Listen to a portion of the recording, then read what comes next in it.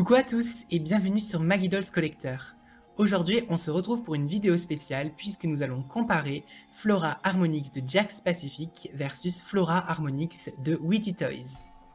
Voici premièrement un aperçu des deux poupées côte à côte et on commence de suite par les chaussures. Les chaussures de la Witty Toys sont rose pâle avec un aspect translucide.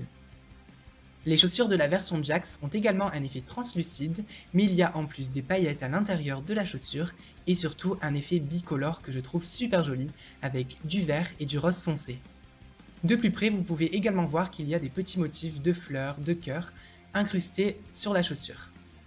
Les deux poupées ont aussi des décorations florales au niveau de la cuisse qui sont différentes. Et une autre différence qui est majeure, c'est le talon, puisque la Witty Toys a un talon compensé et la Jax a un talon assez haut avec une plateforme sur le devant. Ce premier point est attribué à la version Jax, puisque les chaussures sont vraiment magnifiques. J'adore tout, le côté bicolore, les petits motifs incrustés et surtout le talon qui fait beaucoup plus mature et beaucoup plus féminin. On passe maintenant aux tenues avec le bas de Flora Witty Toys, qui est un genre de jupe très évasée, tout en tulle, avec énormément de paillettes, donc j'adore cet effet pailleté et la couleur. Juste ce que je n'aime pas trop, c'est la transparence qui est vraiment visible. La version Jax est pas mal différente puisque le rose est plus pâle, le tulle est coupé en triangle et surtout on n'a pas cet effet transparent puisqu'il y a un tissu opaque derrière le tulle. Le haut de Flora Witty Toys est entièrement vert et ce que je trouve superbe, c'est cet effet métallisé qu'ils ont rajouté dessus. Le haut de la version Jax est vraiment beaucoup plus fidèle et très différent puisqu'on retrouve la forme verte sur le devant, les parties roses et surtout le tulle en froufrou au niveau de sa poitrine. Comme vous le savez sûrement, la traîne c'est quand même un des éléments majeurs de la transformation Harmonix et la version Witty Toys me pose un peu problème parce que le tulle est très rêche, très rigide et c'est le même tissu que la jupe. En revanche, Jax a vraiment fait un travail magnifique pour la traîne puisque le tissu est opaque, très brillant et surtout d'une super qualité et fluide. Donc on garde vraiment ce côté fluide qu'elles ont dans la transformation lorsqu'elles vont sous l'eau. Même si j'aime beaucoup la tenue Witty Toys, et c'est encore une fois Jax qui obtient le point puisque la robe est beaucoup plus belle, beaucoup plus qualitative et on ressent vraiment le travail qu'il y a eu derrière ces robes. On va maintenant passer à la comparaison des ailes qui sont quand même l'élément majeur chez une fée. Donc voici un aperçu de celle de Flora Witty Toys.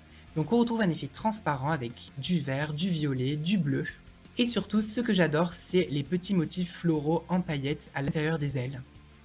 Voici maintenant celle de la version Jax, que je trouve très jolie aussi, avec toujours cet effet transparent, avec du vert, du violet, du bleu, un petit peu de jaune. Et ce que je trouve très joli aussi, c'est les contours qui sont entièrement en paillettes.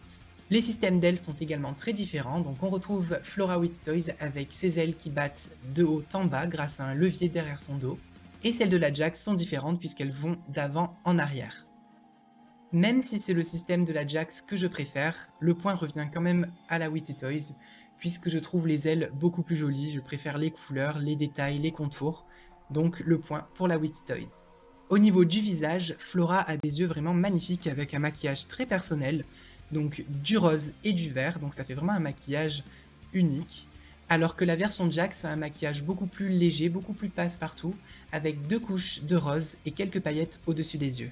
Si vous me connaissez bien, vous savez que les visages des premières Witty Toys, que l'on appelle en France communément Smoby, sont mes visages préférés. Donc forcément, le point revient cette fois-ci à la version Witty Toys, puisque je ne me lasserai jamais de ces visages, qui pour moi sont beaucoup plus expressifs et beaucoup plus mignons. Nous allons maintenant regarder les coiffures de plus près avec Flora Witty Toys premièrement, qui a 2 mèches blondes qui tombent par-dessus son visage, et ça ressemble plus ou moins à ce qu'elle a dans la série. Pour la version Jax, c'est pas mal différent puisqu'on retrouve une petite couette qui part en arrière et une mèche qui couvre son front attachée avec un petit élastique rose. Les cheveux de la version Witty Toys sont majoritairement d'une couleur doré miel, châtain très clair, avec beaucoup de mèches blondes qui sont assez épaisses et je trouve que ça rend vraiment super bien sur Flora les mèches blondes et les cheveux sont vraiment très longs.